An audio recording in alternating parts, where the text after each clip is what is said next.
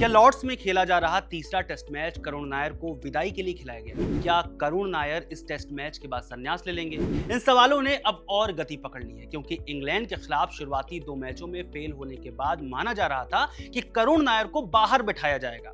उनकी जगह साई सुदर्शन को फिर से चांस मिलेगा। करुण से कहा जाएगा कि आप आखिरी टेस्ट के लिए प्रैक्टिस कीजिए, मगर अब उन्हें लॉर्ड्स में खिलाया जाना उनकी विदाई की ओर संकेत दे रहा है। करुण की विदाई क्यों संभव है, इसके लिए एक सेंटेंस पर ध्यान दीजिए। Dear cricket, give me one more chance. 10 दिसंबर 2022 के दिन ये ट्वीट करुण नायर ने किया था, क्योंकि वो 3 साल से भारतीय टीम में नहीं चुने गए थे। वो साल 2018 में इंग्लैंड टूर पर टीम इंडिया का हिस्सा जरूर थे, मगर एक भी मैच खेलने को नहीं मिला था।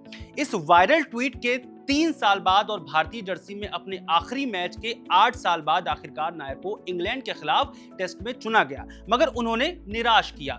लीड्स के मैदान पर खेले गए पहले टेस्ट की पहली पारी में नायर 6ठे नंबर पर उतरे और डक हो गए, माने खाता भी नहीं खोल सके। दूसरी पारी में सिर्फ 20 रन बना पाए, यानी लंबे वक्त के बाद मिला मौका नायर ने खो दिया। खराब परफॉर्मेंस के बाद भी 2 जुलाई से 6 जुलाई तक खेले गए दूसरे टेस्ट में करुण नायर को फिर से मौका मिला। इस बार उनकी बैटिंग पोजीशन में प्रमोट किया गया और बल्लेबाजी के लिए भेजा गया तीसरे नंबर पर। उम्मीद थी कि कुछ बेहतर करेंगे, मगर वो सिर्फ 31 रन ही बना सके। दूसरी इनिंग में भी नायर 26 रन पर आउट हो गए। अब ऐसी परफॉर्मेंस के बाद कोई नायर के ट्वीट का जवाब ये लिखकर क्यों ना दे, आपको एक चांस और क्यों दिया जाए? जो मिला उसे तो आपने गंवा दिया, वो भी तब जब आपके साथी बल्लेबाज लगातार शतक बना रहे हैं।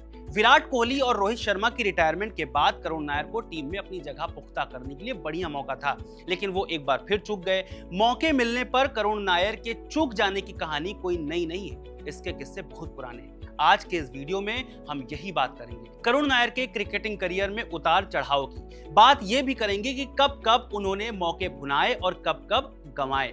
नमस्कार, मेरा नाम है रविशंकर, आप देख रहे हैं खबर गांव। 16 दिसंबर 2016 भारत और इंग्लैंड के बीच 5वां टेस्ट मैच खेला जा रहा था। चेन्नई की टर्निंग पिच पर अपनी पीक पर चल रहे भारत के उपकप्तान चोटिल होकर टीम के बाहर हो गए। अजिंक्य रहाणे, उनकी जगह करुण नायर को खिलाया गया। इंग्लैंड की पहली बैटिंग थी और उसने बना डाले थे 477 रन। जवाब में खेलने उतरी भारतीय टीम के 3 बल्लेबाज 211 रन पर आउट हो चुके थे।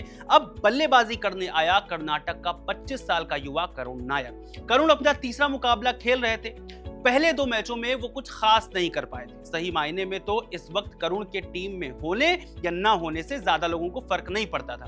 स्टंप्स तक करुण नायर ने 71 रन बनाए और नाबाद लौटे। अगले दिन 19 दिसंबर को जो होने वाला था उसका अंदाजा किसी को क्या, खुद करुण नायर को भी नहीं था। इस दिन करुण ने पहले 100, फिर 200 और फिर 300 रन बनाकर इतिहास रच दिया। भारत की ओर से तिहरा शतक लगाने वाले वीरेंद्र सहवाग के बाद दूसरे खिलाड़ी बन गए। करुण की इस ऐतिहासिक पारी की बदौलत भारत ने यह मैच पारी और 75 रन से जीत लिया। अब टीवी चैनलों से लेकर अखबारों तक के पन्ने करुण नायर के नाम से पटे पड़े थे। क्रिकेट पंडितों ने तो यह तक कहना शुरू कर दिया था कि जो भी शॉट्स करुण नायर ने खेले वो बल्ले से निकला मेडल था। करुण का यह शतक इतना खास था कि प्रधानमंत्री नरेंद्र मोदी भी खुद को तारीफ करने से नहीं रोक पाए थे। मगर इन सब का क्या फायदा हुआ? जैसे ही अगले मैच में रहाणे टीम में वापस आए, करुण नायर को बाहर कर दिया गया, जो बिल्कुल एक्सेप्टेबल नहीं था। ये साफ तौर पर फर्क दिख रहा था सीनियर और जूनियर खिलाड़ी के बीच में, क्योंकि पिछले मैच में 300 रन बनाकर जिताने वाले खिलाड़ी को अचानक बैठा देना कई सवालों को जन्म दे रहा था। खैर, अगले साल 2017 में बांग्लादेश की टीम एकमात्र टेस्ट खेलने इंडिया आई थी, जिसमें उम्मीद से परे करुण नायर को नहीं खिलाया गया। हालांकि मैच टीम इंडिया जीत गई। इस मैच के ठीक बाद भारतीय टीम ऑस्ट्रेलिया चली गई बॉर्डर गावस्कर ट्रॉफी खेलने। करुण नायर को स्क्वाड में तो शामिल किया गया, लेकिन पहला टेस्ट मैच नहीं खिलाया गया। नतीजा, टीम इंडिया हार गई। सिर्फ हारी नहीं, बल्कि पहले मैच की दूसरी पारी में तो 7 भारतीय बल्लेबाज दहाई का आंकड़ा तक नहीं छू पाए। फिर वही बात, आखिर कब तक नजरअंदाज करते? आखिरकार करुण नायर को खिलाना ही पड़ा। यह मौका करुण नायर के लिए बहुत बड़ा था। मैच शुरू हुआ, टीम इंडिया बैटिंग के लिए उतरी। एक ओर से केएल राहुल मोर्चा संभाले थे, मगर दूसरी ओर अभिनव मुकुंद, चेतेश्वर पुजारा, अजिंक्य रहाणे, विराट कोहली सस्ते में आउट होकर चले गए। जरूरत थी लड़खड़ाती पारी को संभालने की। करुण नायर आए, सॉलिड प्लेसमेंट कर रहे थे, गेंद बहुत ठीक से बल्ले पर आ रही थी। 3 जबरदस्त चौके लगाकर सिर्फ 39 गेंदों में 26 रन भी बना लिए। तभी स्पिनर ओकैफी की गेंद पर स्टंपिंग आउट। माने पहला मौका गया हाथ से। दूसरी पारी में अजिंक्य रहाणे के आउट होने के बाद 7वें नंबर पर उतरे। पहली गेंद पर मिचेल स्टार्क ने उन्हें बोल्ड मार दिया, यानी 0 रन पर आउट। हालांकि टीम इंडिया 75 रन से मैच जीत गई। दूसरे टेस्ट में खराब बैटिंग के बावजूद इन्हें तीसरे मैच में मौका मिला, लेकिन करुण यहां भी सिर्फ 23 रन ही बना सके। अगर चेतेश्वर पुजारा के 202 और रिद्धिमान शाह के 117 रन नहीं होते तो टीम इंडिया ये मैच हार जाती, मगर मैच ड्रॉ हो गया। चौथे मैच में भी करुण का फ्लॉप शो जारी रहा। वो पहली पारी में सिर्फ 5 रन बना सके। हालांकि टीम इंडिया ये मैच जीत गई। कहने का अर्थ यह है कि साल 2016 में 300 रन लगाने के बाद उन्हें ऑस्ट्रेलिया के खिलाफ बड़ी सीरीज में मौका मिला, मगर करुण उसे भुना नहीं पाए। हालांकि ऑस्ट्रेलिया जैसे मैदान पर, वो भी उस वक्त जब स्टार्क जैसा तेज गेंदबाज अपनी पीक पर था, उनकी सटीक की ओर कर खेलना विश्व के नंबर 1 बल्लेबाज के लिए भी आसान नहीं होता। तो करुण नायर को भी दिक्कत होनी लाजमी थी।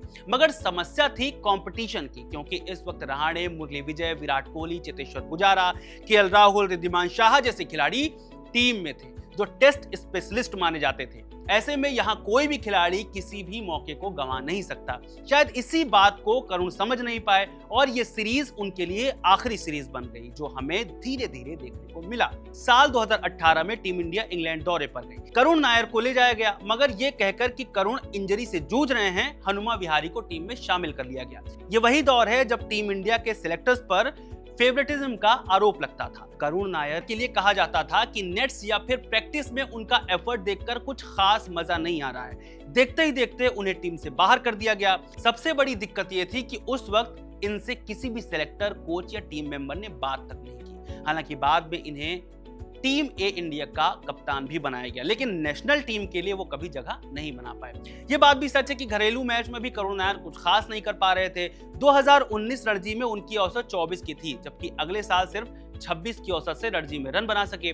धीरे धीरे वो आईपीएल से भी कहीं गुम होते चले गए। हालात तब बद से बदतर हुए जब साल 2023 में उन्हें कर्नाटक की रणजी टीम से भी बाहर कर दिया गया। करुण नायर के रिकॉर्ड से उनकी क्रिकेटिंग जर्नी में उतार चढ़ाव की गवाही देते हैं, क्योंकि साल 2016 में करुण के बल्ले से निकला 300 का ऐतिहासिक आंकड़ा ही उनके खाते में दिखाई पड़ता है। इसके अलावा ना एक भी शतक और ना ही एक अर्धशतक। ये टेस्ट मैच की कहानी है।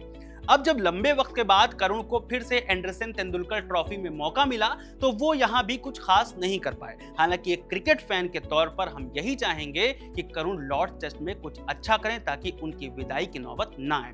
करुण नायर अभी यंग हैं और उनमें बहुत क्रिकेट बाकी है। हालांकि इन सारी बातों से इतर उनका भविष्य क्या होगा, ये खुद करुण नायर को ही तय करना है। आपको क्या लगता है कि करुण नायर लॉर्ड्स में बेहतरीन बल्लेबाजी करके खुद की जगह बचा पाएंगे? हमें कमेंट्स करके जरूर बताइएगा। बहुत शुक्रिया।